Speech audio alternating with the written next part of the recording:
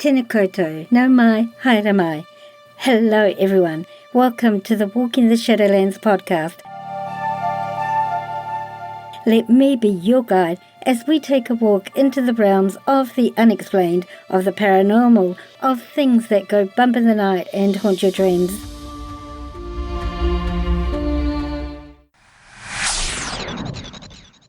Your hosts? I'm Marianne. Thanks so much for joining me today, tonight, whatever time it is, wherever you're living in this beautiful world of ours. Sit back, relax. Let me be your guide as we walk into the Shadowlands together and see what awaits us there.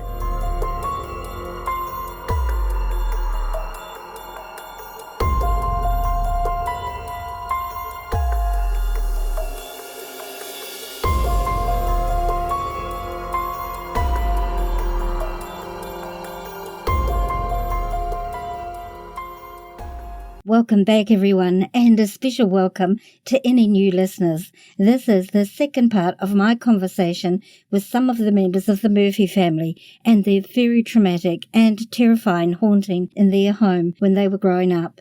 Last episode, I talked with Clara, the mum, and Sean, Jenny, and Marion. This episode was recorded on a different day with Sean and another of his nieces, Natalia.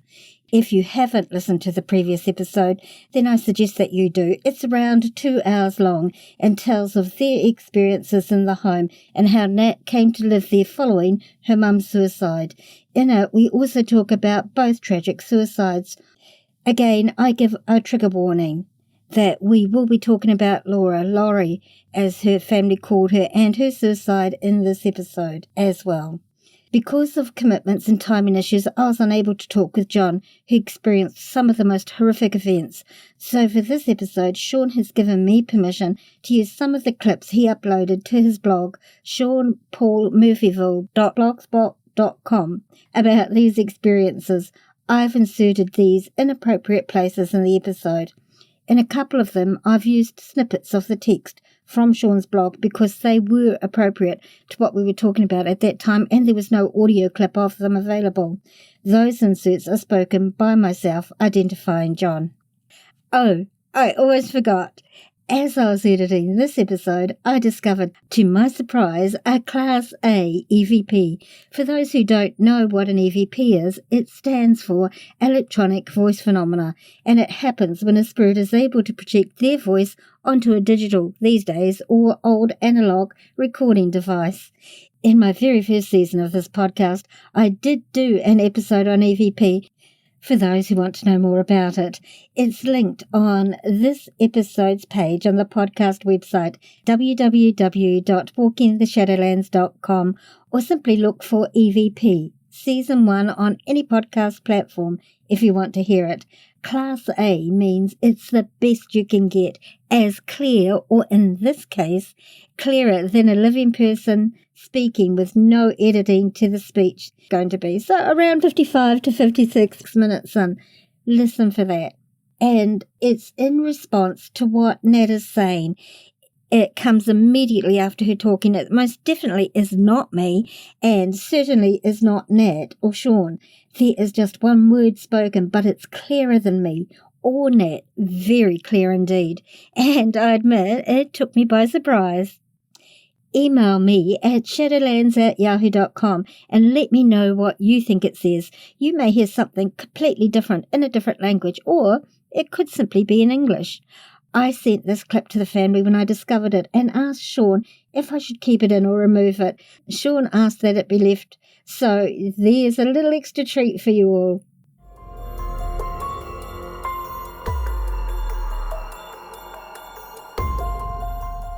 Finally, before we begin, I want to tell you a little about Sean and his background. I came across Sean quite by accident and had discovered he had written a fiction book based on the terrifying experiences his family had living in a haunted home.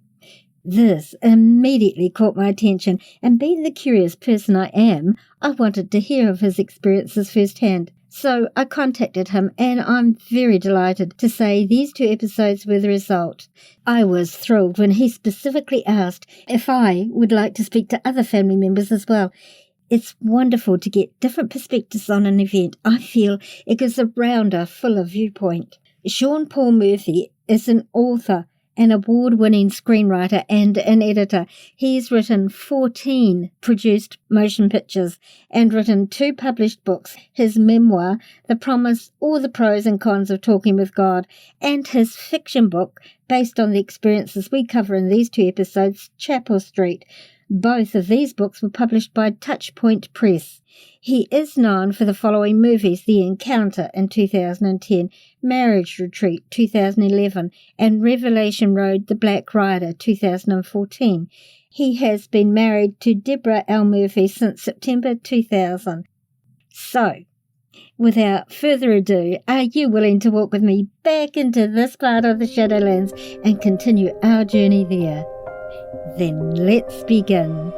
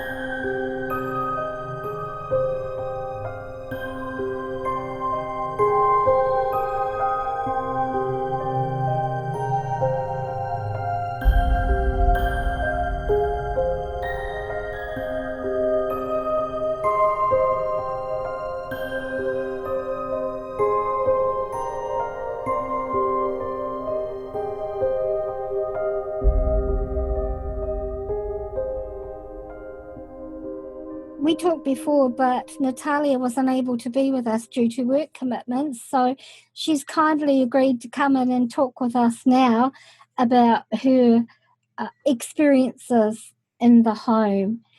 So maybe, Sean, if you could tell us perhaps how it is that Natalia came to live in the home, if that's okay. Is that okay, Natalia? Mm-hmm. Okay, that's great. Natalie is my niece, Natalia. She's the daughter of my late sister, Laura. Laurie moved into the house with the rest of the family in 1974 and left when she married Natalia's father, Frank. And sadly, she took her own life in 1994. Afterwards, Natalia moved in with her. They left the house where my sister died. She lived with her paternal grandmother for a while and her father. Then she shifted. She lived temporarily at my grandmother's house. Then she moved in back with her grandmother's, my mother's house. This would be the house on St. Helens Avenue. And then she moved with her father. Then she moved back for a number of years at St. Helens Avenue until you weren't there till the end, till for quite a few years, until at least the end of the 90s or the early 2000s. And in a way, she represents the third generation of our family to live in St. Helens Avenue, Marianne, because you had my mother on. She'd be first generation. Right. I would be second generation, and Natalia would be the third generation. Right. And she lived in the master bedroom, which was adjacent to the 3 connected closets, which were the center of the haunting.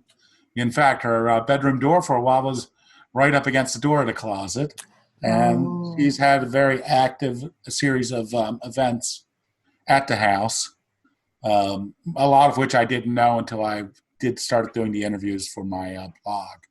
And then she left out some stuff too, because I said, so what were some of the strange things that happened? And she left out stuff that happened every day, which most people would consider strange, unless you Right. 21 St. Helens Avenue, in which case these things are a daily occurrence that you get used to. So when I interviewed her, she mainly talked about some of the more extreme and isolated incidents. Right. Oh, thank you so much for that, Sean, and thank you for introducing us. And Natalia, I'm so sorry about the loss of your mum, hun. Honestly, I just cannot imagine how difficult that was for you. Can you perhaps tell us how old you were when you first came to live at your grandmother's house? Let's see. I by the time I actually physically lived there, I was 12. That was the first time I actually moved in. That was when my mom died. And so we moved out of our house and into my grandmother's house with her. But we spent so much time there. I mean, it felt like it was like a second home to us. I was just going to say, obviously, isn't the first time you've been there. So when you visited previously, like just for visits before your mum passed, did you experience anything in those times, or were those times okay because you were just coming and going? There were, like, I wouldn't say I saw things or heard things. There were just events that would happen that once I got older and looked back at them, it really made you think. One thing that always stuck out to me was a game that myself and my two younger cousins would play. And kids play hide and seek, and we would play hide and seek. One of us would always end up on the landing to the second floor. It was like the very first foyer landing. We would be laying there and we'd have like a blanket over our head. And it was like that's so odd to do. Like that's not really a hiding spot. And none of us really knew why we did it. We would just lay there and just pretend like we're sleeping or something. And then come to find out, I mean, it's still up in the air whether it's true or not, but later we found out that the previous owner had died, or at least was close to her death on that whole landing for an unknown amount of time. So as I got older, finding that stuff out, I was like, what happened? Oh, that's very interesting, isn't it? So, and you kids laying down like that, you were like reflecting what she was doing at that spot. Yes, Wow. and we had no idea, because we were little at that time, that any of that stuff had happened. But there would be times, there were so many people that lived in our house that I don't know whether I saw people that were actually there or people that were not there, but there. Oh, wow. Yeah, it was a pretty busy house, wasn't it? Lots of people. So really, aside from playing the games with your cousins, you didn't really, until you moved into the home permanently, have any experiences to speak of. Exactly. They didn't become as prominent to know that they weren't normal occurrences until I actually moved in and experienced life there. Right. Well, I would like to say about the landing on the stairs. When we moved into the house, the neighbors said that the previous owner, Miriam Mayford, died on that landing. That she had come down the stairs and died on that landing, and that's what I was always, thought to believe. When I eventually got her death certificate, when I was researching things for my blog, it said she died at the hospital. However, recently, about right before COVID started, I was at a neighborhood funeral of one of the local matriarchs, beloved matriarchs in our old neighborhood, and a number of the people there were in that street before us, and they categorically said that she died in that house. She did not die at the hospital. She died on that landing. So, well, I guess the reconciliation of the two things is that she probably wasn't officially declared dead until they took her to the hospital. Yeah, that's probably. And they only had probable cause of death too. They didn't even really give a cause of death. Really? Only probable. Oh, interesting. Yeah, probable pulmonary embolism is what they said. So that was her cause of death. So Yeah, so that flight of stairs seems to be apparently the mailman spotted her lying on the landing from the outside, big glass door on the front door, and saw her. Wow. And Poor then they woman. entered through the apparently entered our house. On that landing, there's a big stained glass window, and apparently the firemen put a ladder up and they entered through opened up that stained glass window and got into the house. You know, Wow.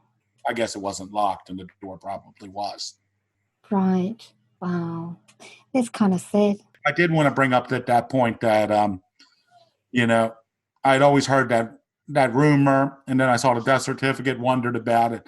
But the neighbors who were there at the time said she definitely died in the house. Okay. Oh, cool. Can I call you Nat, or do you want me? That's fine. Okay. I just feel like I'm tripping over your full name, and I feel like I keep mispronouncing it. So, how soon after you moved in, Nat, did you begin to experience things, and what was your first experience in the home? I would say it, it could have been a month after I moved in that I probably started experiencing things.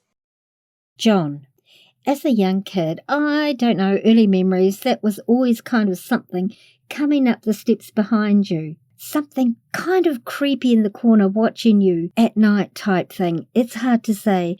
I would say early, mid-80s. I mean, I was probably 9 or 10. I mean, it's hard to say, childhood memories are... It's hard to say when all that stuff starts. It was just kind of a feeling, kind of for me, that there was just kind of something following you up the steps. Something like you wanted to run into your room and lock the door at night.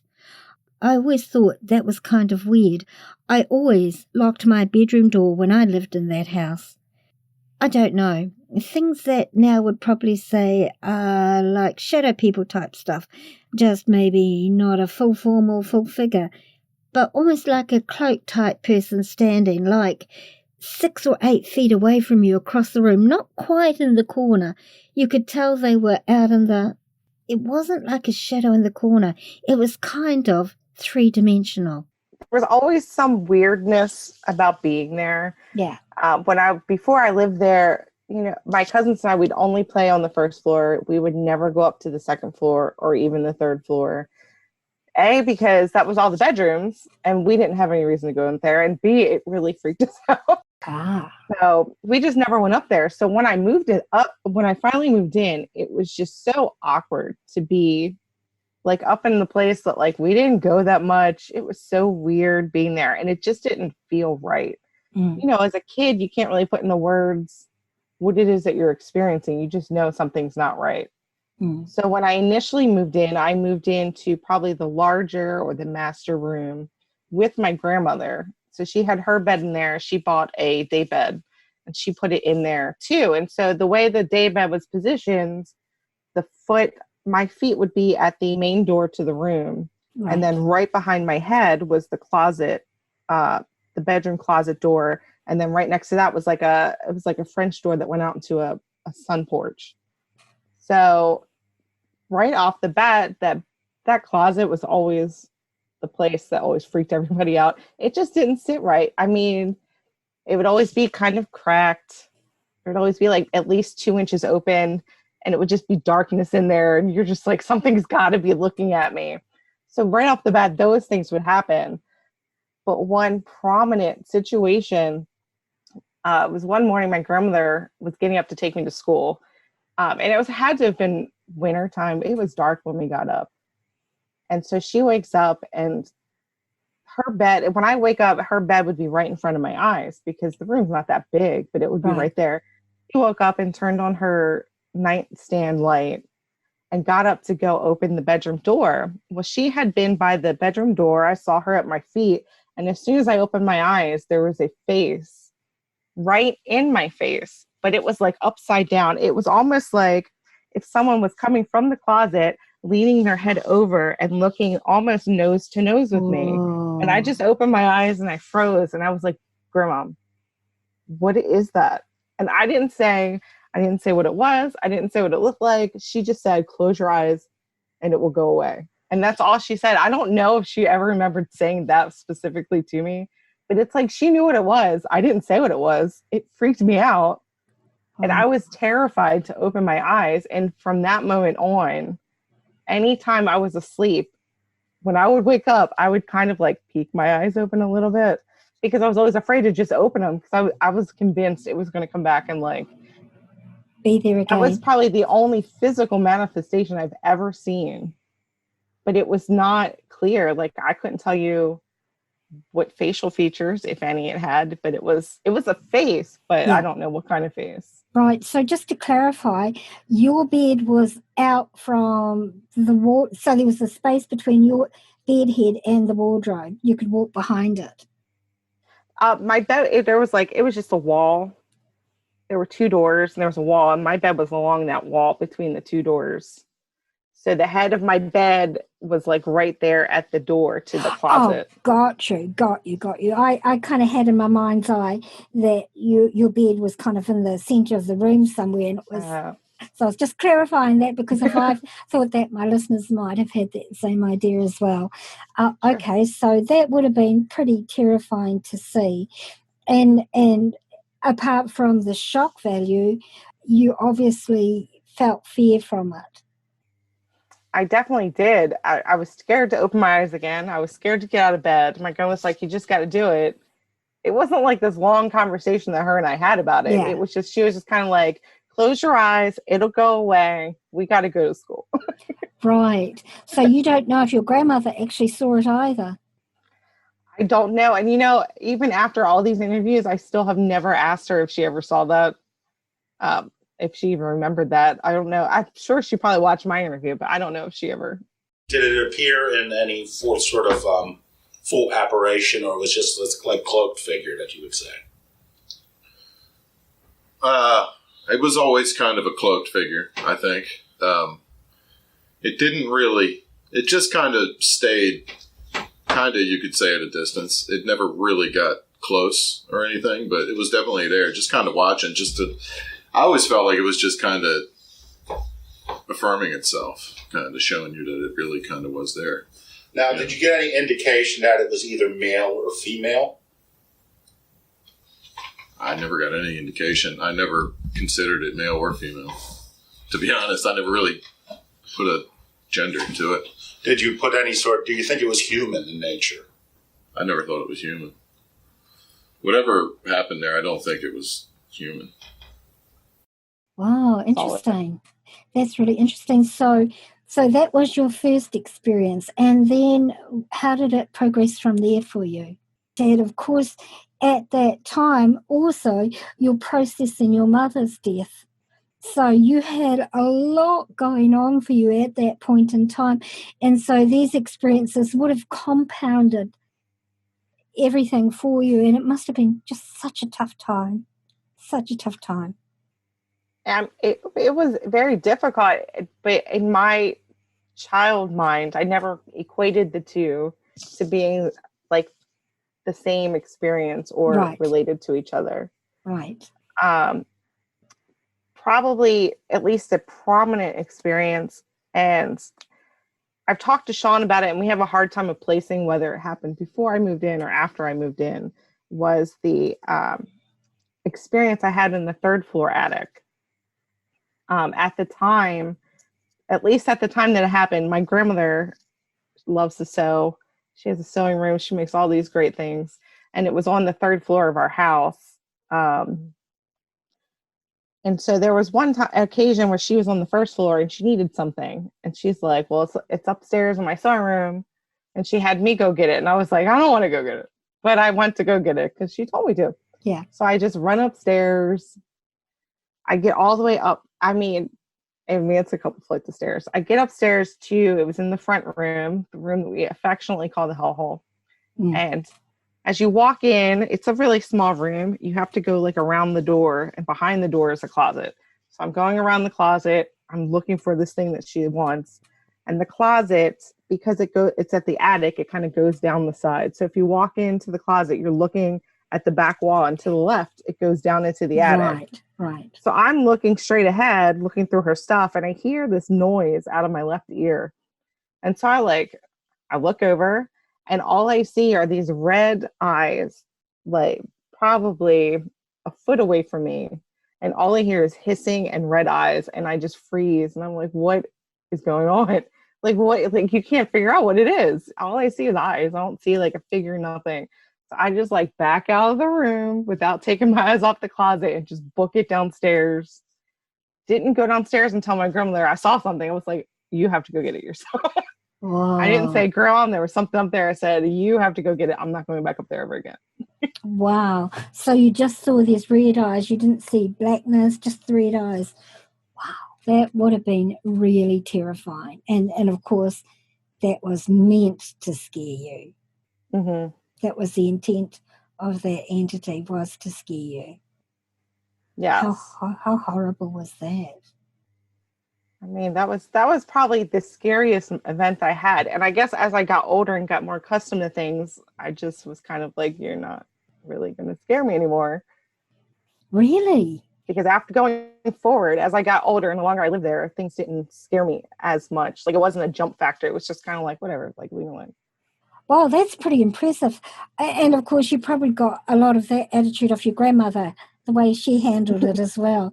And, you know, she did a really amazing job of dealing with it. Of course, she had no option but to deal with it, because financially they were stuck. And so what do? You make the most of your situation.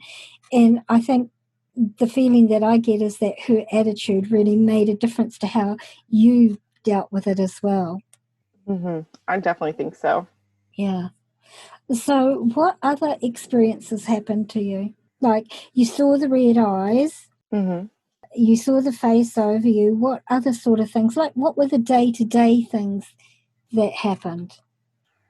I mean, day-to-day things would be things as simple as you set something down and you walk away and it's gone. Or you are going from one room to the other and like doors are like kind of open and closed. Like those kind of things where you're like, maybe it's happening, maybe it's not happening, where you can kind of negotiate with yourself whether it's real or it's not. Right. You're like, oh, the window must be open or something, or, you know, it's not as prominent as some other things. But I wouldn't say into the late 90s, as everybody started moving around in the house to different rooms, people were living in different places in the house. Right. Things started progressing, at least to the point of it was a regular occurrence to hear like the furniture moving in the house. And you would be like, what is going on? You go out and check and nobody's there. The furniture's all in the spot that it was. And you're like, I know that like it couldn't be anything else except for furniture moving. Now, did you ever actually see furniture move or just hear it? I saw paper move. I never actually saw furniture move. I heard it move. Okay, now let's go back to something that's part of the family lore. Now furniture did physically actually move in your room.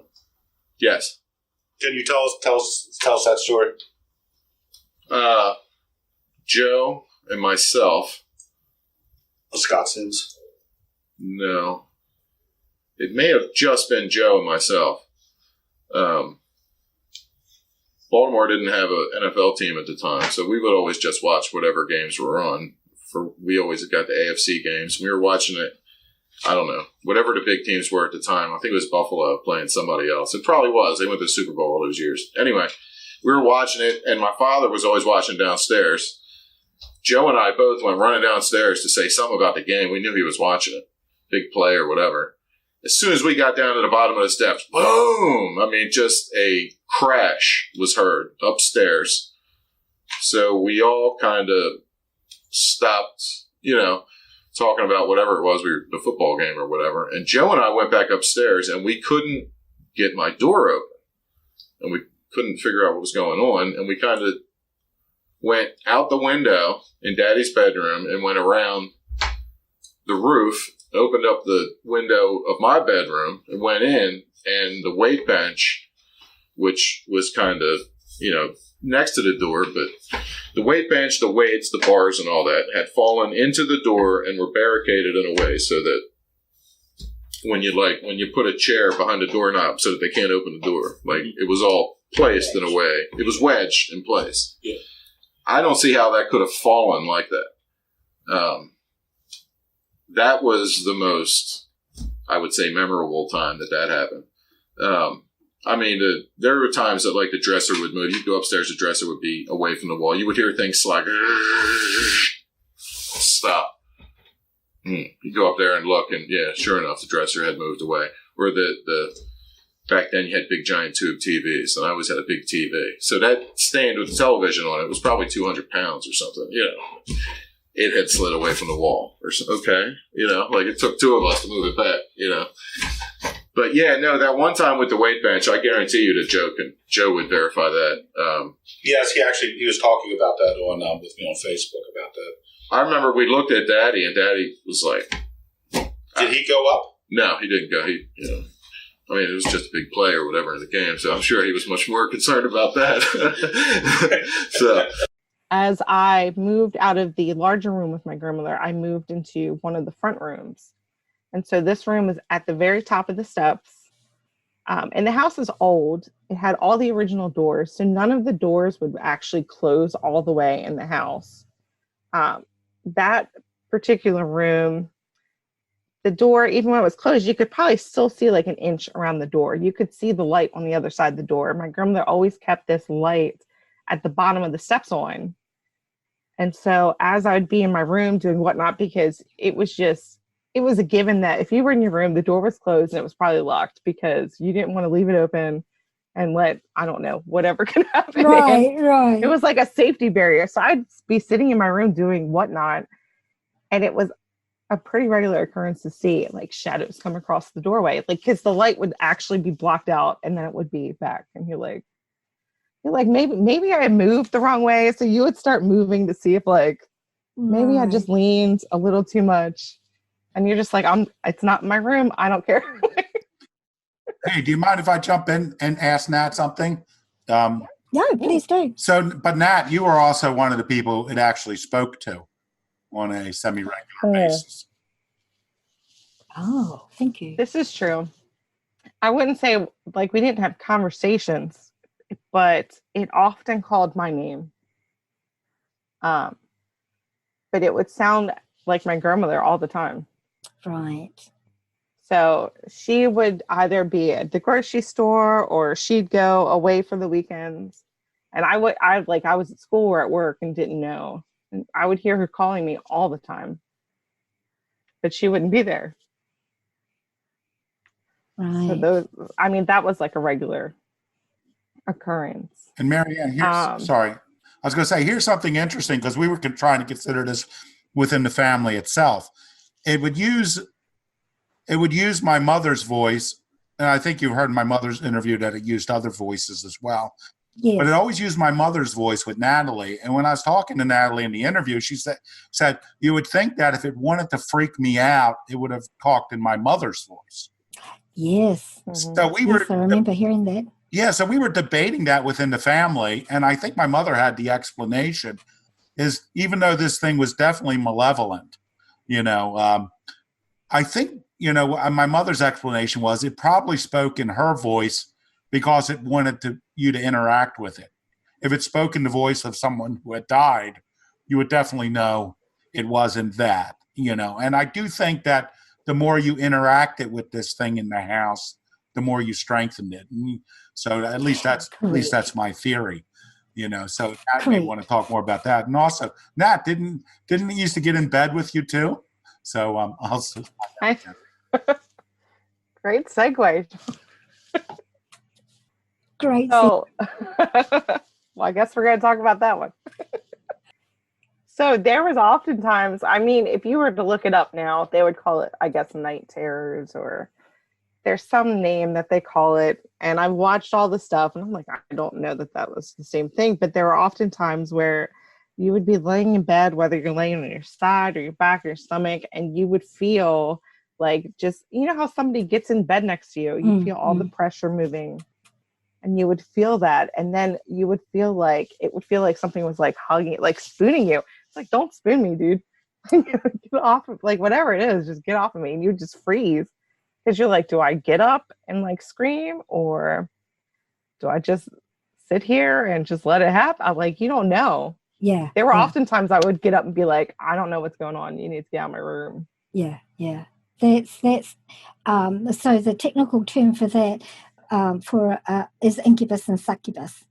That's when spirit or entities physically interact with humans on a personal level, like that, like touching you inappropriately or trying to spoon you, stuff like that. And that's very real. I did an episode on it called Incubus and Succubus, and it's terrifying, absolutely terrifying. And you must have felt violated. Yeah, it's like, how do you put it into words? Because there's not like an actual person there. Like, you're afraid to go talk to anybody because you're like, they're going to think I'm crazy. They're going to give me meds or whatnot. But Yeah, that would happen. I always had my TV on when I was in my room at night because, you don't want to be in the dark. right. I know that my younger uncle used to do that too all the time. It's like you had to have something there to kind of give you some security. One of the incidences that I did not talk about when I was in that room with my grandmother. At some point, my grandmother had moved to a different room, and I stayed in that larger room by myself. And so when I did, I moved my bed because I didn't want it between that closet. I wanted to be as far away from that closet as I could. So it was across the room, and there was a morning when I needed to get up for school. And so it just so happened I forgot to turn my alarm on that day. And probably about 5:45, 6 o'clock in the morning, my door, someone starts banging on my bedroom door, like bam, bam, bam, bam, bam. And as I stated before, the doors are old. So this room, we had like one of those eye hooks. I'm not sure what kind of locks you call them. So we had those to keep the door closed, and the door would still hang open in it, but it could rock back and forth. And the door was rocking back and forth.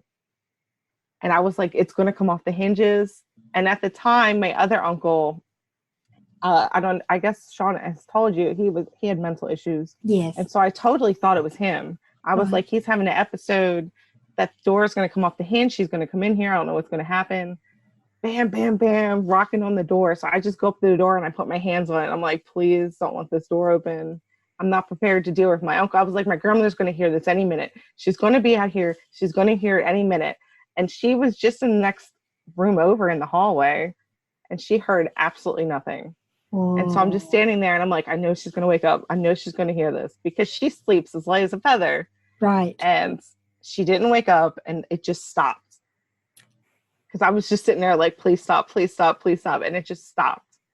And it was dead silence in our house. And the house is old. You could hear people walking all over the place. And I'm like, okay, I'm going to sit here and I'm going to wait. Because I know I'm going to hear some creaking on the floor. Somebody's going to be walking away from this door. Yeah. Nothing. And that light that I told you she had at the bottom of the steps, I could not see that at all. So I'm like that's like creepy. No, I don't want to, like, that means somebody's there. Wow. So I'm just sitting there, and I'm like, I slid something behind the door, and I turned on all the lights. And I'm like, I guess I have to open the door because my grandmother's not getting up. So at this point, I'm still thinking it's my uncle. So who knows what could have happened. And so I just will myself to open the door, and there's nobody there. I walk out into the hallway. Nobody's there. I go into the bathroom. I check the closet in the bathroom. There is not a single person there. I go knock on my grandmother's door to make sure, and she's never even heard anything. Wow. How terrifying. What a brave kid you were. I don't know if it's brave or stupid. No, because that could have been dangerous. It could have been, but I mean, just even the guts it took to open that door and to check around, absolutely incredible. And of course, who could you talk to about these things apart from family? Because nobody would believe you. Nobody would believe you, especially knowing our family already had mental health issues within our family. Who are you going to talk to about that? Yeah. And that would have put extra pressure on everybody, actually, because of that. So did you guys ever sit down and talk about what was happening in the house? Nat? It was not until probably just in the last couple of years. Right. My younger uncle John and I, because we shared the same room. Well, we didn't share the room together. We each lived in that room, and would have just like things happen, and I'd be like, "You ever have this happen?" And he'd be like, "Yeah," but we never actually like sat down and talked about it. Oftentimes it was usually through like his friends or people that would come to visit us, because they would have some kind of weird experience, and they'd be like, "What is going on in your house?" Oh, really? So friends experienced it as well. Yeah. It wasn't just you guys. Oh, that's really interesting.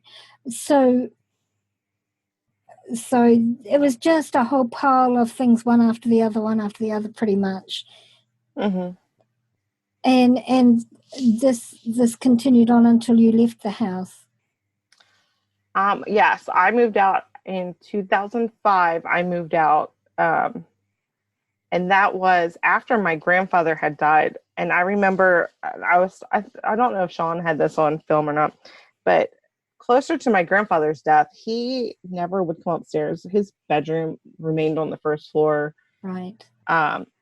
And he started coming upstairs, and he would not come upstairs to the second floor. He was going all the way up to the attic. And at the time, Sean didn't live up there. Nobody lived up there. There was nothing up there. My grandmother had went and cleaned out the whole attic and stuff, because there was just a bunch of stuff stored up there. Right. And she's like, enough, let's clean it out.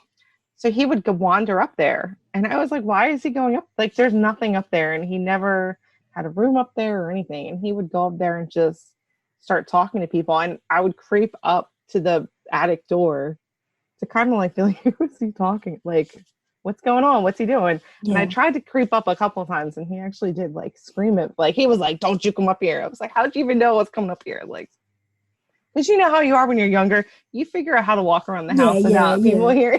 Yeah, you do. I'm like, I'm going to creep up here. And I don't know how he knew I was coming up there, but. Marianne, I want to add that I think this story, which I didn't hear about until I interviewed Natalie just like 2 years ago, right around the time I finished my book. I really found this extremely disturbing, because my father was a skeptic. You know, my father was a computer scientist, very intelligent man. And when we first had the real serious haunting, I, invited him to, we only had a couple meetings, family meetings about it before we stopped. And I invited my father, and he just like looked at me like I was crazy. And my mother attributes the fact that he was working so much that he wasn't home that much. But in the end, this room that she was going up to, Nat didn't say it, it was the front room that we called a hell room, which was like the source of the most aggressive behavior. And my father was also a drinker, and, I can't blame him after losing two children to suicide, but him going up there and talking to something in that room, I just found, when he was like sick and in a weakened state, just very disturbing. And my younger brother, John, who was also at the house late with Natalie, my youngest brother, that's when she's talking about my youngest uncle, he would hear my father talking to something too. So it's interesting that my father, who was the skeptic, was like, and this wasn't like alcoholic rambling, because we all knew what that was, Yeah. But this was like something, and he would always be quiet if anyone came close. So it was a situation which I personally found very disturbing, as well. So I just wanted to throw that in. That would be incredibly disturbing. Well, one, who is he talking to? And what is it that they're wanting from him? And are they feeding his behavior patterns? Well, I do want to add that because, as you know, and I don't know whether you're cutting this in with the previous interview, is that we lost I lost two siblings to suicide. And I often call my father the third suicide.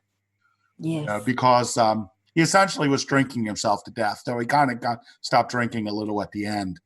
So in a way, I considered him the third suicide, and I just think something dark was feeding on us in that house, and I attempted suicide there. My sister Jeannie also attempted suicide in that house. So, I mean, there was it's not a coincidence. We're not all crazy. And well, maybe me, maybe not. I don't know. But I just think, and I always say that there wasn't one haunting at the house. It was like 7 hauntings because it interacted with each of us differently. And Yes. it interacted in a way which made us unwilling to talk to others about it. Of course. Oh, And- isn't that a classic abuser scenario? Isolate the victim. Yeah, I felt very isolated. I really didn't discuss it with anyone. When my sister Jeannie had her incident in the hell room with her husband before she moved out, she said, we have to talk about this. And we had a couple meetings. But after that, we didn't talk about it again until essentially in a systematic way until about 2 years ago. So, Right. So, but yeah, I think it was an attack, and it was, I think, mainly spiritual and psychological. And absolutely. And I really think it was, it was feeding off of us. What do you think, Natalie? Oh, without a doubt. I mean, even after I had moved out, it was many years before I even felt like normal. Oh, wow. Even just being in a house that's not haunted, it was just a weird feeling. And even after I moved out, I still kind of felt connected to, like, I guess, like the spiritual realm. Like, Right. I would go places and I could still experience like feelings of there's something here too. Mm-hmm. And one incident that I haven't told Sean yet is after I had moved out, it was probably a year later. I was sleeping in bed. And at the time I was with my fiance, we were living in a different state. I was sleeping in bed and my bedroom door was partially open. And I woke up in the middle of the night to all these people talking to me. It was like all these people were at the doorway just talking to me. And I rolled over and I said to him, I said, go close the damn door because I'm tired of them talking to me. It's like, they can go. He got up and closed the door and they all shut up and left. That's interesting. So do you feel that, and have you had any like spiritual experiences since then? Definitely. Okay. Definitely. That's what I felt. So your experiences in the house actually opened this aspect of yourself, perhaps that may not have opened as fully as it had you not had those experiences. I think so, because I think once you experience it, you kind of know what it is that you're like, you recognize it, I guess, in a way. Yes. I mean, there were times back when I had my first marriage, we were looking at houses and we would walk into houses. I'd be like, absolutely not. This house is not on the list. Take it off. And he'd be like, why? I'd be like, I'm not going to tell you why. We're just saying this house. So you would feel the energy of the place. Mm-hmm. And of course you've experienced it before you recognized it, right? Yeah. Right. Yeah. So that's quite handy actually, isn't it? Sometimes. Yeah. Yeah. So what was the final experience that happened before you moved out?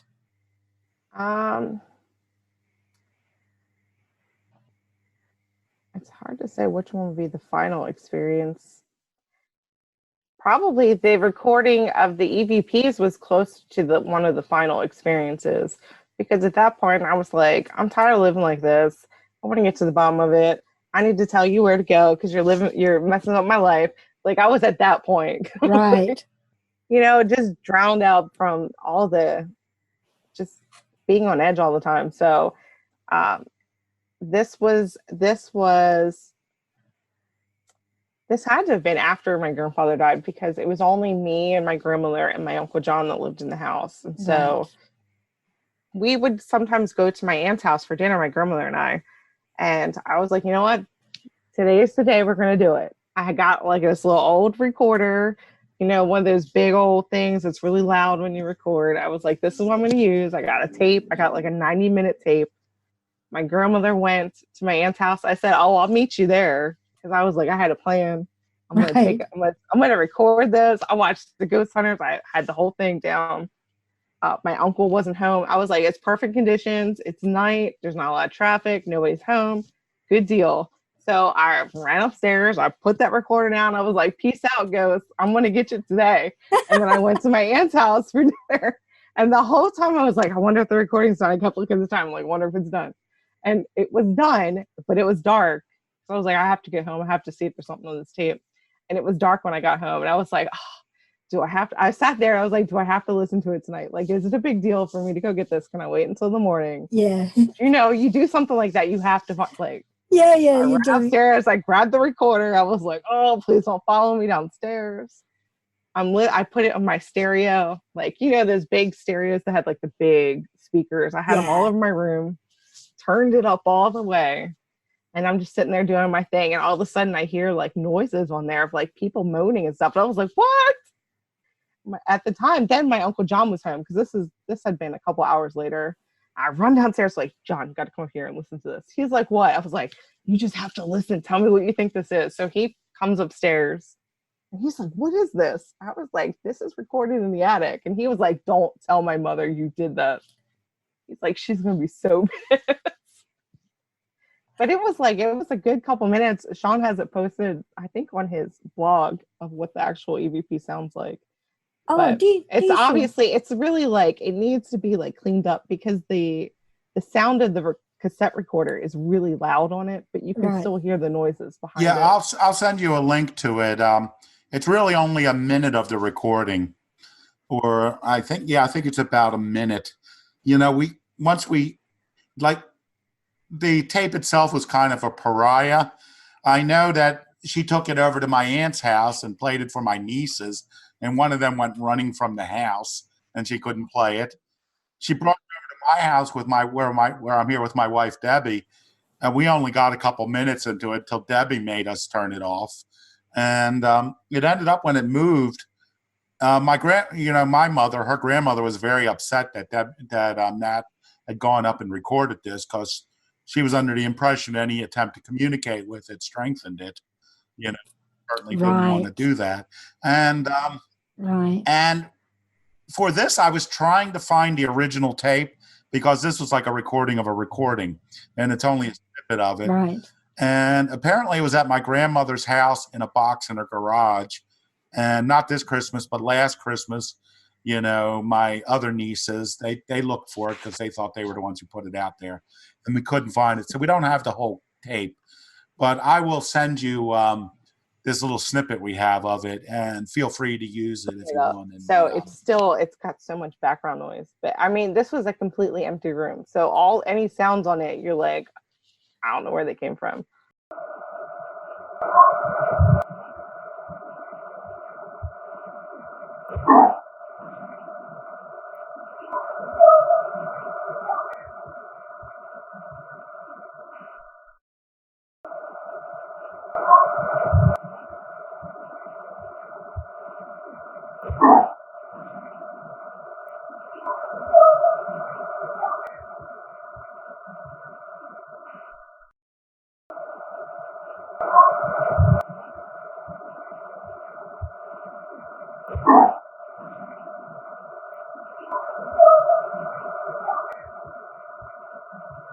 Wow, how cool is that?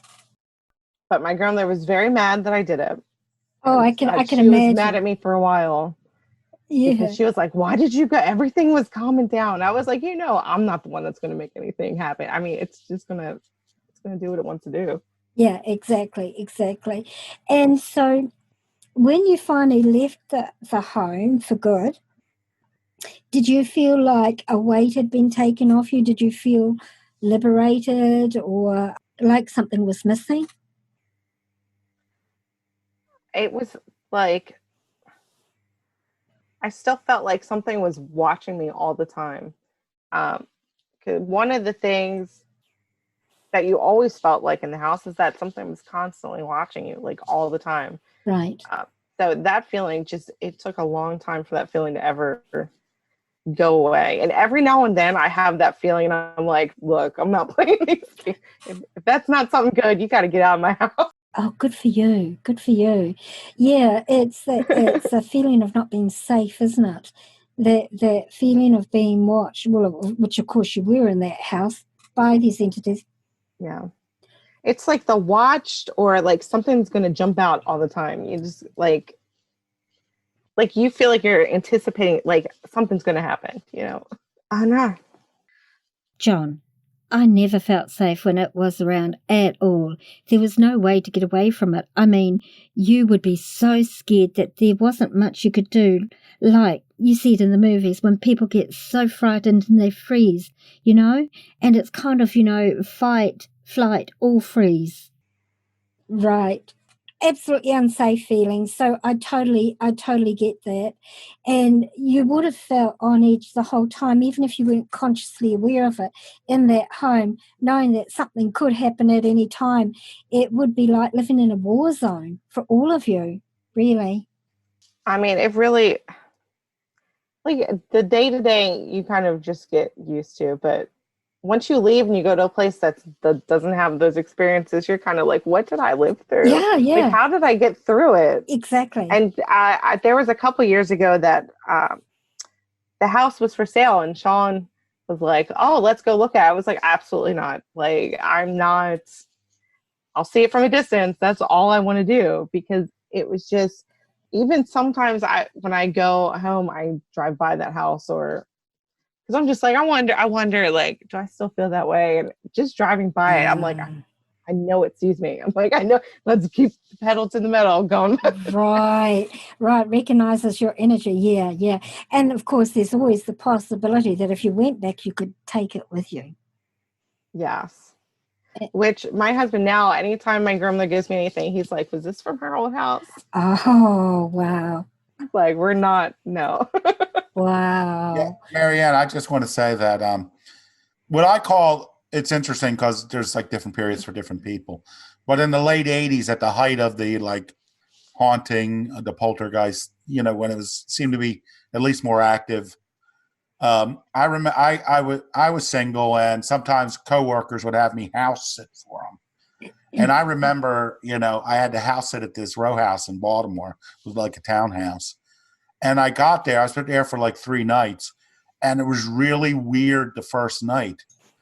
And I couldn't figure out what it was until the second day. And I'm like, what? Because this house felt so weird. And what it was just clean. In the sense that there was, the darkness wasn't there. And it was just so, you get so used to that spirit of oppressiveness, that, that darkness in that house.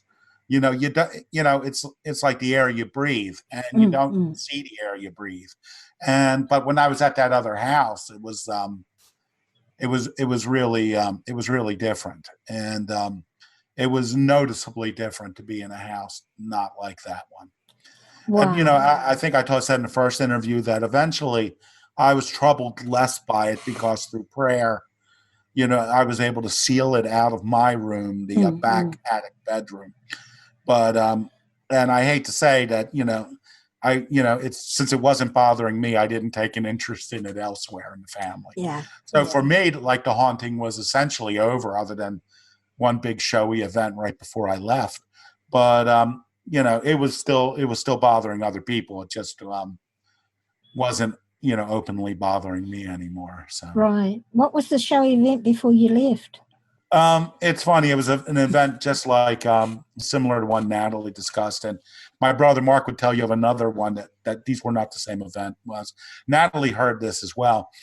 It was literally my last day of living in the house. I was moving out to the house I live in now, and I'm on the 3rd floor. It's the morning, and there's this banging, and I knew the banging was from the second.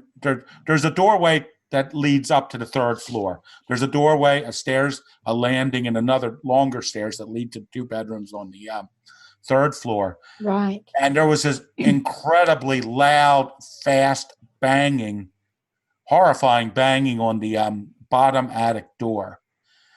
And I know they heard it, because usually things happen to people isolated at the house. Yeah. But in this case, and I heard my mother yelling to Natalie, like, Natalie, stop that banging, and Natalie going, Grandma, it's not me.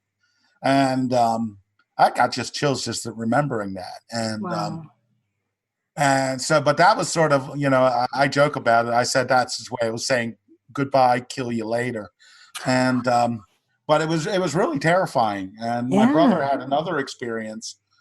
And when he started telling it, because he had never told it to me before, I thought it was the same one. He's like, no, you were gone by then. And in that case, there were 1, 2, 3, 4, I think 6 doorways on that downstairs in that corridor on the second floor. And he said it was something was banging on all of them, and he said it was like the most frightening thing he experienced. And he experienced some stuff at that house too. Natalie was in, you say, the master bedroom, the room with the sun porch. So that's the master bedroom. Yeah. Mom was either upstairs in the front room or in the bathroom, and I was in that bedroom still. And all the doors started banging. And I mean, if you had 10 people banging on the door, you couldn't have banged as hard and as fast as the knocks were coming on the door. And it sounded like all the doors on that landing, which there were, 1, 2, 3, 4, 5, 6 doors, were all just, banging in the hinges and the hinges. It woke me up in the morning. Natalie was screaming, and Mom was saying, Nat, don't open the door. And that's what I remember hearing. Banging it like, I can't describe that type of banging on the doors. I think that was the same incident that I had. It was my last. I had an incident like that my last day at the house. And it went on for a good maybe 10 seconds at least, probably longer. That wasn't It wasn't the exact same incident, I guarantee. I don't think you were there anymore. The three of us were I think you had moved out. It was only the three of Natalie, you, and I in the house at that time. Yeah. But that was definitely one of the scarier things. You would get bangs like that sometimes. I was woken up by, I'll say, maniacal banging on the door a couple times. But that time stands out because it went on, like I say, probably for 10 seconds. And when something like that is banging at your door, 10 seconds is a long time.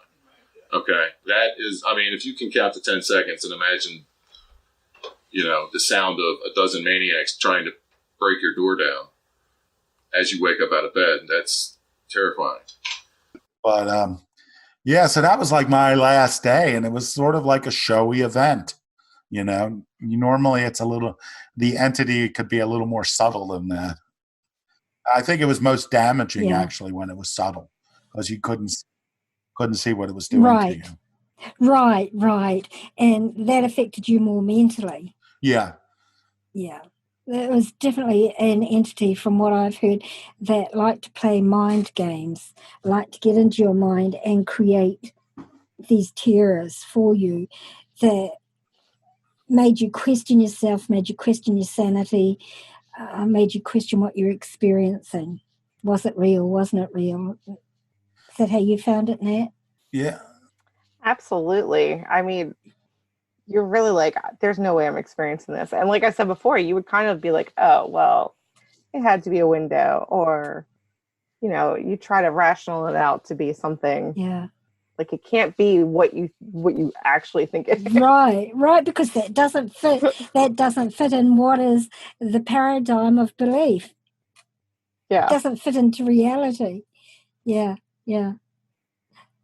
So looking back now as an adult, as a mature woman and a mum yourself, how do you feel about the whole experience?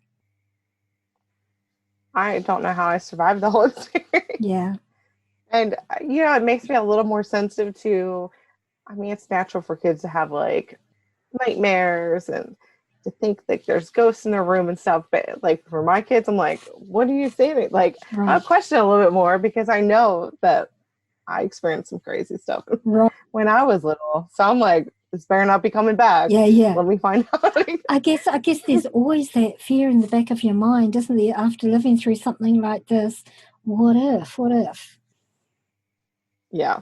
I personally, though, I think you're pretty safe. It is attached to the house and the land, not to you.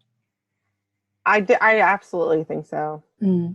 Can I ask you, Nat? So how do you think this affected your faith, Nat?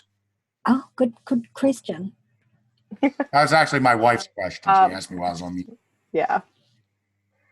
I think it actually helped my faith, and a lot of people would disagree with that. And I know that I've talked to a lot of people that think that I shouldn't say that this stuff was okay, but the way I look at it is the Bible talks all about angels and demons. So if you don't believe in demons, then I don't know how you believe in angels and believe in God, because they kind of both are all throughout the Bible.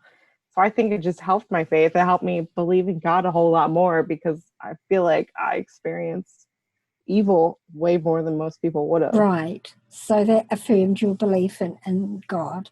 And that's cool. Whatever helps you and helps your faith and whatever you believe in, that's a positive thing. That's a positive. So positive things have come out of the negative experiences for you. Absolutely. Yeah. Yes. Yeah. That was a good question, Sean. Thank you. Yeah, I also hope that something. I mean, I wrote my novel Chapel Street to sort of like work a way through my feelings for this before we could deal with it reality. And I've been starting these blogs, and what I'm hoping for in the end is a real detailed examination of what happened. And I'm hoping, and maybe some of your listeners, who can really give. I'm trying to give viewpoints ultimately once the entire document is done, of the blogs of the actual haunting. And I'm about a little less than halfway through. I'm still going to deal with the haunting before I go to the deaths and to see if the deaths were in any way influenced by the haunting. But I'm really hoping that ultimately we'll create a document, something that will be useful to other people in these circumstances. One, that our experiences will make their experiences more realistic and allow them to deal with it more directly. But also, we did a terrible job. You know what I mean? I don't think we handled it as well as we could have. And maybe this thing was attached to this land in a way that we could have never expelled it. Maybe it was, and we had no chance. But I'm hoping to get some. Ultimately, when I've gathered all the data, I'm hoping that we can get some interesting analysis of what happened, what we were dealing with, and what would have been the best way to deal with it. So I'm hoping that we will provide something. People are constantly, people who read my first book are saying, "Are you going to write a book about the real haunting?" And I'm like, I don't know, not yet, because I like a book with a happy ending, and this doesn't really have a happy ending. We were too down when this was over, and I'm also, I don't want to be one of these kind of people that's like saying, my siblings killed themselves. My father sort of killed himself in his own way. And I'm just trying to find a supernatural explanation for it. I'm not trying to invent something. I'm not trying to make an excuse or anything, but it seems like a intersection of a lot of stuff. And, so I'm hoping that we'll have something, positive in the end as a result of everything. And healing for you all as well. And I think I kind of feel like talking about it, the way you guys are doing it. And Sean, would you like to give your blog address again so my listeners can check it out for themselves? Okay, yes. My blog address is seanpaulmurphyville.blogspot.com. And it's all things Sean Paul Murphy. And on there, you could search or just type into Google haunting of 21 St. Helens Avenue, 21, or go to my blogspot and go into the search and type 21 St. Helens Avenue. I have about 23 blogs up there currently. COVID has stopped me. I really hope to have my entire factual examination of this done. But I have not conducted any interviews since we've gone on lockdown. I know in New Zealand, you've pretty much stopped the COVID there. So, but if they go. It's interesting to say that we started talking about this as a family after his book, because he sent me a copy of it. He's like, I want you to read it. I thought it was great. I was like, I have a question for you though. And he's like, I was like, where where did you get the information about smelling this smell when there's like a demon or something by?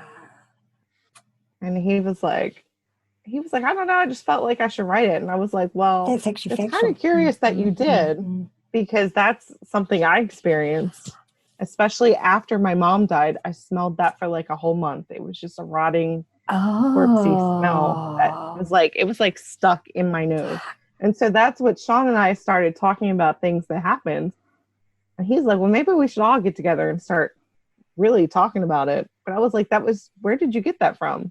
Because like that was a real experience, and he had no idea that I actually really experienced that until I was like, that's weird. Oh, well, there you go. Now, see that come out at the end. Now, one of the things that I have experienced, and I know from my own personal experience as a medium, is that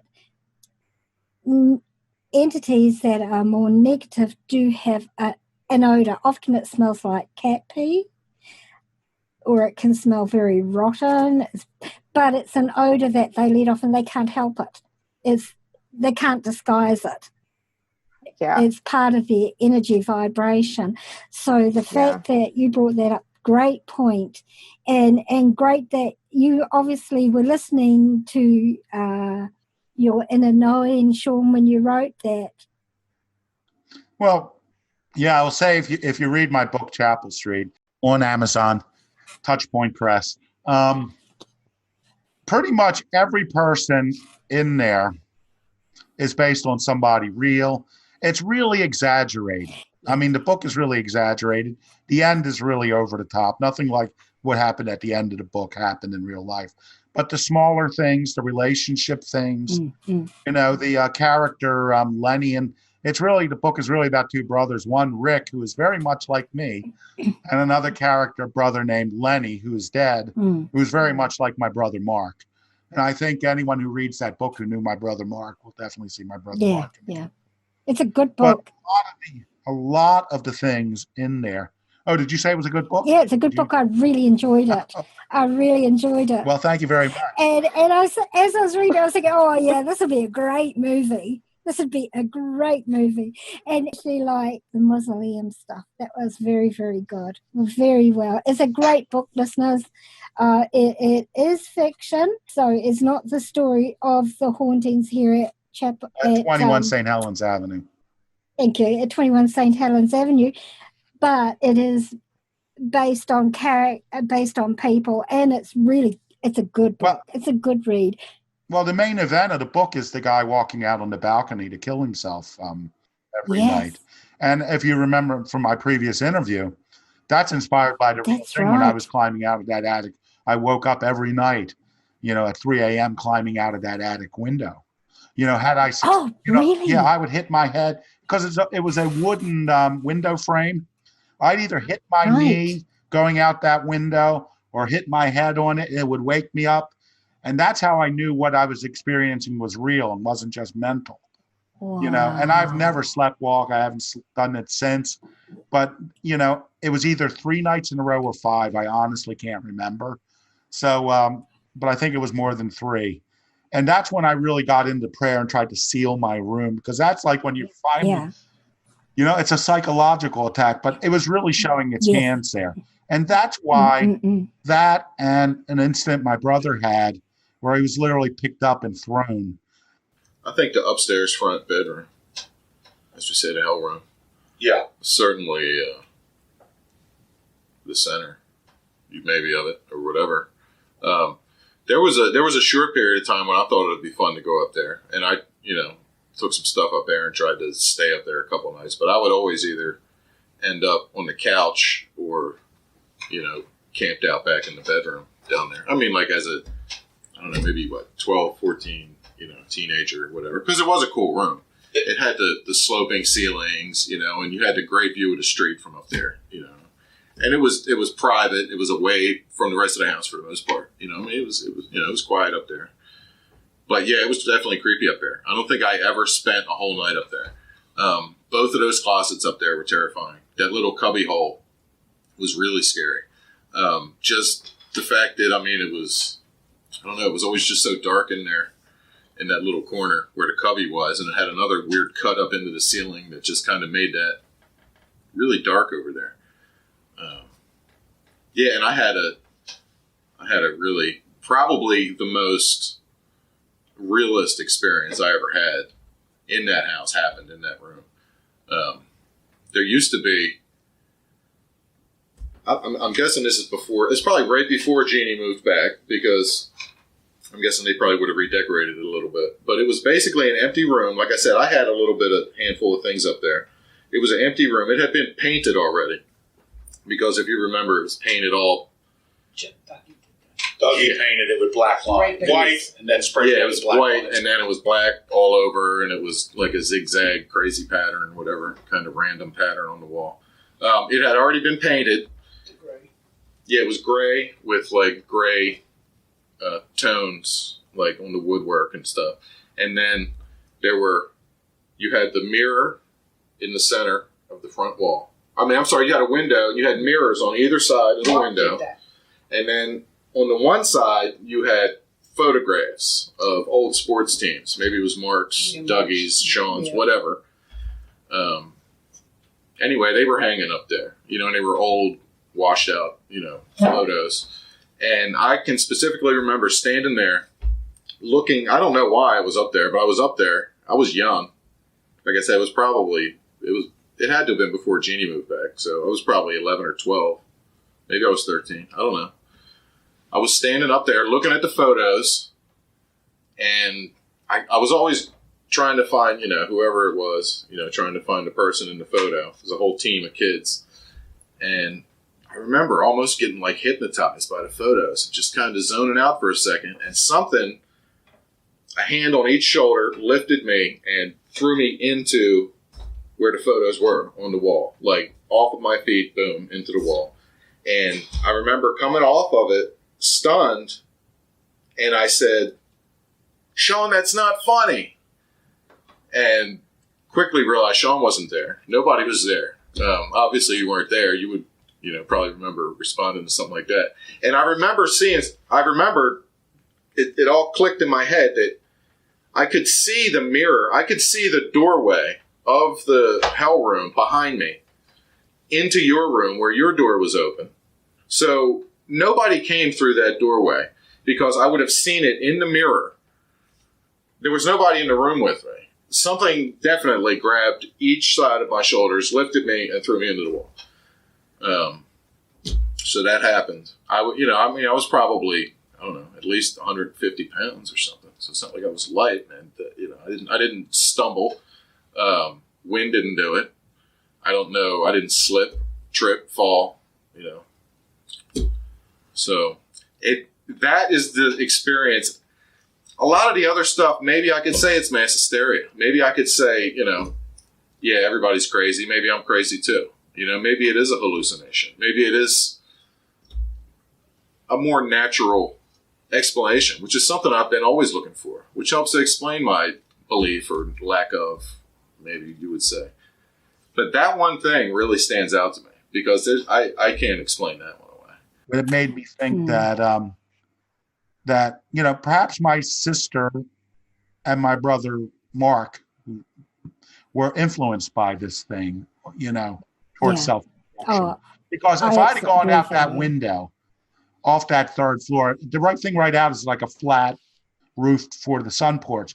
But our house was on a hill, and there was a very deep drop. I would have been dead, and there would have been the only thing you could have thought was that I killed myself. There's no other explanation for what would have happened. Someone woke up the next morning, looked out back, and there's my body. I killed myself. Wow. There's no other explanation for what you wouldn't have thought anything else. It wasn't like I'd be out there sweeping the chimney or something. You know what I mean? So that's really the incident that fires the book. And like Betty, the villain was based on a real fortune teller. As well, that my sister, Natalie's mother, visited like 3 days before her death. And I finally found out this week what Betty told her on that last visit. I had never discussed it with my mother, because I knew I have an aunt that just died, And I was hoping to talk to her about it because she drove out to Betty with my sister. But I discovered through one of my aunt's friends who died before I could talk to her about it that Laurie didn't tell her what Betty said. And it always bothered my aunt that she never asked, especially since my sister killed herself so soon afterwards, that she never asked what Betty had told her. But I was discussing my death of my aunt and what I wanted to ask her. My mother said, "Oh, I know what Betty told her." And I said, "Well, what did she tell her?" She said, "Laurie asked her what she saw in my future, and Betty said, 'I see nothing.'" Yeah. So there it is. So I don't feel bad about making Betty the villain of my book anymore. I would have too. I would have too, because, you just don't say stuff like that. It's just not helpful. It's not uplifting. It's not helping the person. Sorry, I get so angry when I hear stuff like that, Sean. Well, if you read my book, she's called Bad News Betty because, she gave people bad news. Because I talked to like another author with my publisher, Touchpoint Press, who lives in the same region, also visited her. And so it was interesting to hear her experiences. And Betty would tell people horrible things, but put it into context that you could change it, but this is what she saw, so that's what she told my sister. So then you question the source that she's getting her information from. Yes, I do. And to me, that's another piece of evidence that makes me think that there was something spiritual about, her death. Not Absolutely. Yeah, absolutely. I agree. So what do you think of a medium that does something like that? I think my sister was in an emotionally distraught time. She was definitely visibly distraught in that period. Oh, absolutely. In fact, that day she got into a car accident earlier that day, because I don't know how much of the story that, she got into a car accident earlier that day, and my dad and I went to go pick her up, and I'm like a 12-year-old girl at the time. My dad tells me he has a pickup truck. He's like, "Stay in the car. I'm going to go take care of this." He has my mom get in the car. And I just remember sitting there like, here it is. Your mom got into an accident. Instead of being worried, I was terrified, because it was like, I looked at her and I was like, she looked like, she looked like a demon. It did not look like her. She was just gray. And I just remembered this smell. And then later that night, obviously she took her life. And then from that moment for like a month, all I could smell was just this rotting, like, terrible smell. But I was like, I knew that day that was not her. Like I was like terrified. I'm like, I'm sitting in this car. I'm like, I don't know who this is I'm sitting with in this car, but it's not my mother. I can tell you that much. I'm so sorry, Hannah. I'm so sorry. Oh, that's awful. So that is definitely, she's definitely been influenced. Definitely been influenced. I can tell, straight away. As far as your question goes, Sean, they're crap. Yeah. And their sources they're not getting source information from positive, uplifting, genuine sources. They're getting their information from sources that want people to be miserable, that want people to harm themselves, that want people not to make any effort to look after themselves and improve their lives. As a medium, I take my role very, very seriously. It's a sacred trust. And I never, ever will look at a person or read a person without the explicit permission. You just don't do it. It's unethical. I have this thing with spirit. I set boundaries with them, really firm boundaries. Don't give me any information about people that's not helpful to them, that's not going to be of positive benefit to them in their lives. Don't tell me things that they can't alter. Don't tell me things about their health unless something can be done to improve it. So those are the guidelines I set with spirit. So when I hardly ever do consultations these days because it just takes so much energy. I'm really blunt with people. I'll tell people what spirit tells them. Like I don't sugarcoat it. I'll say, look, this and this and this is happening in your life because of this or this behavior. you need to perhaps look at the way you're doing this so it's like a positive thing. So even if they're getting growled by whoever's in spirit, they come away feeling uplifted, and they come away knowing that they can make changes in their lives that will make a positive difference to them, and people who go to see mediums, genuine mediums, even if their mother's like I remember one time I had a gentleman come to see me, and he was older than I am. He would have been in his late 60s, and his mum was like immediately right then, she said, "Tell him he's a bloody idiot." And I said, "I can't say that to him. I can't tell him that." She says, "You tell him that he's a bloody idiot." And I looked at him and I said, "Look, your mum's asking me to tell you something, and I apologise in advance, but these are her exact words."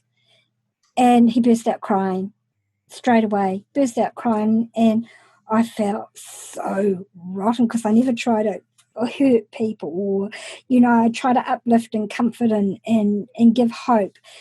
And after he finished crying, he said to me, "Thank you so much. I needed to hear that. That's exactly the words my mum would have said to me." Oh. Yes.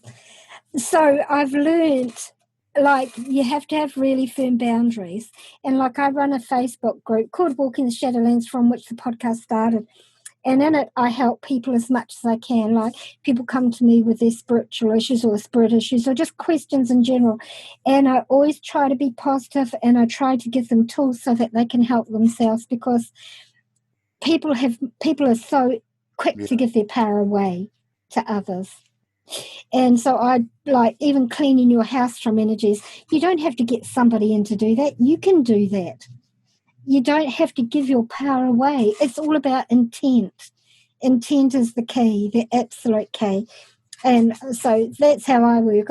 I try to always be positive, and even if I will say them up front. I'll say, "Look, you're not going to like to hear what I'm going to tell you, but you need to hear this." And I'll tell them straight up what Spirit wants them to know, because they need to hear that so they can make positive changes in their lives. I'm not a fortune teller. I call myself a spiritual counselor, because I really just give people tools so they can make changes themselves. That's how I work anyway. But your negative, your bad news Betty, no, they're not working with beings that come from the highest realms, for sure. Yeah, well, my mother made me feel, she's like, "Oh, she was such a nice lady, this and that." And the other writer was making me feel guilty that I based the villain on her. But because I thought she had said something else to my mother, which my mother said, "No, Betty wasn't the one who said that." But then when I just heard this thing that she said to my sister, I'm like, any guilt I had about naming the character in the book, Betty, it has been completely alleviated. No. You just don't do stuff. And of course, there are a lot of people out there who profess to have abilities, and they may have a little bit, but they don't have much as they think they do. Or they don't get the information correctly, or because it has to all filter through our own knowing and our own interpretation. So they put their own spin on it, or they say things that they think might be what the person wants to hear, but that's not genuine. You have to be genuine. You have to do it. And I hate these terms. I hate these terms of the passion, but you have to do it with love and with light. Well, thank you. Oh, that's so sweet. And I hate this. Marianne, it's been a pleasure. It's been a pleasure listening to you, and you certainly are a sweet, sweet soul. Oh, yeah, you're the kind of people we want to talk to. You know what I mean? And this. Oh gosh, I'm all emotional now. You just have a way about you, the gentleness, and just sweet. Your spirit is so sweet. Oh, thank you. Marianne, I don't want to keep you because I know. But we've been holding her up all day. But I often weighed this, and I've asked this to my siblings and all about the things we would hear. I mean, obviously, when that door's banging, other people could hear it. It was audible. But I often wondered whether some of the sounds and all we're hearing were actually real sounds or whether they were just things I was thinking I was hearing. And not that I don't believe they were any less real. I just whether these were like thoughts being implanted into my mind. They were projected into your mind, yeah. When it happened, and there's this effect, and I forget what the name of it is now, but it's quite often like when people have UFO encounters. It's the Oz effect. That's what they call it. It's like there's this stillness around, and like in that stillness, you can hear sounds, but anybody outside of that can't hear it. So there's questions of whether that's a interdimensional thing. They don't really know, but it's very real. So the sounds that you hear that other people don't hear, there's two options. It could be projected into your mind from the spirit. It could be that Oz factor where you're kind of like the energy surrounds you so that the sound doesn't travel. Well, that is something that happened in the house a lot. Like being in a room becoming, even you screaming in a room and no one hearing you outside, like Nat's experience with the banging, not waking up her grandmother. Yeah. That was actually kind of common. Yeah. Or the deafening silence. Yeah. That was always like the preceptor to things was the deafening silence where you're like. Yeah. Are you on social media? Are you on Instagram, Sean, or Twitter? Yes, I'm Sean Paul Murphy at Instagram. I'm Sean Paul Murphy at Twitter, and I'm Sean Paul Murphy on Facebook, and I'm also Sean Paul Murphy on YouTube as well. I've been putting a lot of clips of the haunting interviews. I don't put any. I don't put the whole interviews up because there's some privacy issues. Yeah, of course. Yeah. Oh, cool. So, but I do put up segments of them. Thank you both so very much for your time again today. And Nat, thank you for coming and sharing your experiences. I know it was a pretty horrific time for you all over, not only with losing your mum, but having to deal with all this spiritual attack as well. And kudos to you for coming out as well balanced, and your grandmother. Actually, your grandmother has to take a lot of credit for this, because she, through her attitude and the way she dealt with it all, made a huge difference to how you dealt with it. Absolutely. Thank you for having me. I really appreciate your time. Thank you so much, Nat. And Sean, thank you once again. It's just been a tremendously interesting experience listening to both of you guys. And I know how horrible it was for you all. And I'm really grateful to you for sharing with me and with my listeners. So thank you. Thank you both. Well, thank you.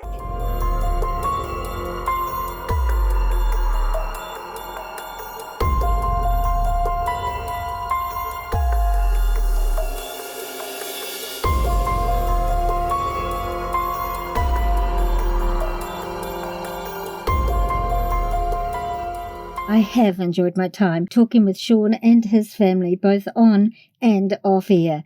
They are all very warm, loving and caring people who didn't hesitate to share their pain and journey with me, a complete stranger, even on the most sensitive subjects of the suicides. They virtually took me into their homes and shared openly with me about their terrifying and painful experiences. Talking with Clara, Sean, Jeannie, Marion and Nat has given me a perspective on how one family was able to not only survive but thrive despite the devastating and traumatic suicides of Nat's mum, Laura and Mark. There are other family members that I've not spoken with, but they all have had their own experiences and encounters, with the exception of the oldest sibling, Douglas, or Dougie. He tells Sean that he never experienced anything in the house on St. Helens Avenue that Sean turned into his great fictional read, Chapel Street. If you want to know more about their experiences, then go and visit Sean's blog. There's a link to it from this episode's page on the podcast website, www.walkingtheshadowlands.com, or simply visit seanpaulmurphyville.com. www.fictionalizednovel.blogspot.com to read the written transcripts and watch other video clips from family members discussing their experiences. If you want to read the fictionalized novel of the events, Chapel Street, it can be found from all good book sites like Amazon, etc. Did you hear the EVP at around 55 to 56 minutes? Here is what I think it says. Ana. My son, who studies and teaches te reo, the Maori language at a local high school, says that in the Maori language that the word ana roughly means to be in agreement. So, agreeing with what Nat is saying, although he and I do disagree on where the stress of the word falls. To me, I feel it falls at the beginning. He feels it's on the end, which of course would alter the meaning of the word. What did you hear? Email me at shadowlands@yahoo.com and let me know. And just a reminder, as I mentioned in last episode, these 2 episodes were recorded on my old Mac before it died on me, so there is discrepancy in parts of the audio, with some parts that were recorded after the interviews were completed.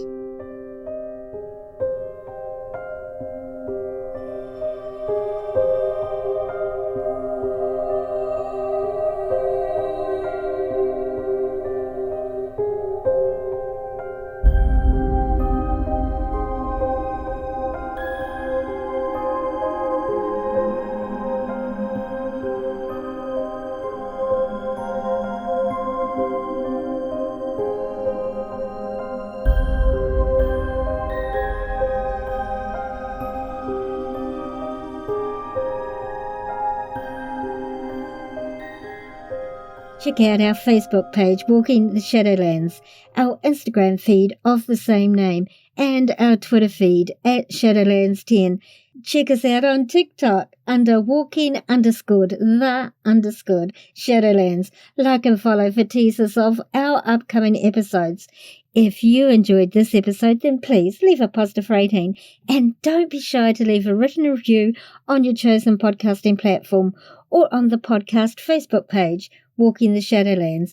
And of course, so you don't miss out on any episode, make sure you subscribe on your favourite podcasting platform.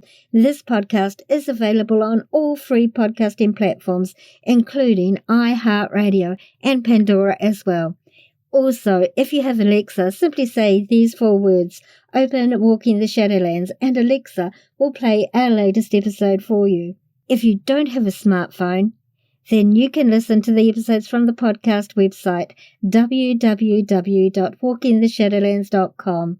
For those hearing impaired, there's a full written transcript of each episode on the website, so you don't miss out at all. Tell your friends, tell your family, tell your workmates about our show. Encourage them to listen and to subscribe also. The more, the merrier.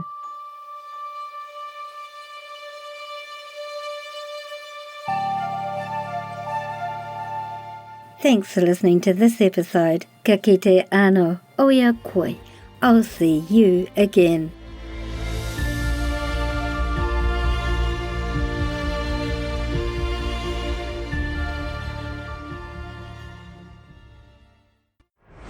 Thanks for listening.